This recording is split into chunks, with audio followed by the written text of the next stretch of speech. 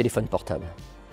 Parce que vous voyez, quand vous étiez à une époque en retard pour un rendez-vous, il fallait s'arrêter trouver une cabine téléphonique, avoir les pièces de monnaie, etc. Ça a changé ma vie, je peux être en retard, essayer d'espérer encore pouvoir gagner du temps et puis prévenir les personnes en tout cas que j'arriverai en retard.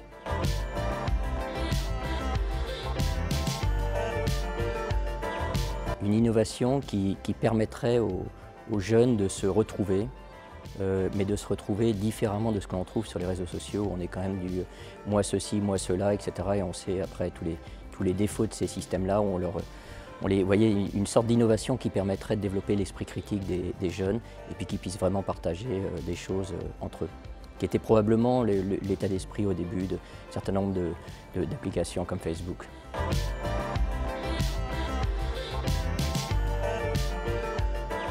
Alors moi je pense que c'est l'agriculture et je dirais même avant l'élevage. Vous voyez, si vous revenez 10 ou 12 000 années avant, c'est cette période où l'homme s'est séparé de la cueillette et de la chasse et est parti pour élever des animaux et finalement avoir du temps pour faire autre chose, que ce soit culture de la science. Et donc je pense que c'est probablement une des étapes. Alors vous voyez, ça remonte à pas mal d'années, à peu près 12 000 ans. Je pense que ça a été un changement majeur.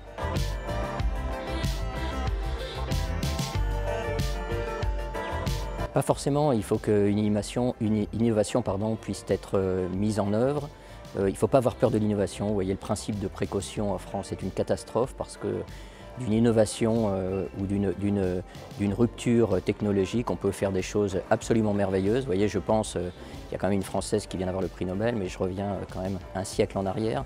Et quand vous prenez Marie Curie, qui a eu aussi d'ailleurs deux Nobel, dont le second parce qu'elle avait découvert le polonium et le radium, vous voyez qu'on peut faire le meilleur, notamment des traitements. Et c'est ce qu'elle a fait d'ailleurs dans la guerre 14-18, parce qu'elle faisait des radios, et puis ça peut être le pire, la bombe atomique. Donc pour moi, il ne faut surtout pas avoir peur de ce qu'une innovation peut donner. Et en tout cas, vous voyez, le principe de précaution devait être le principe d'innovation.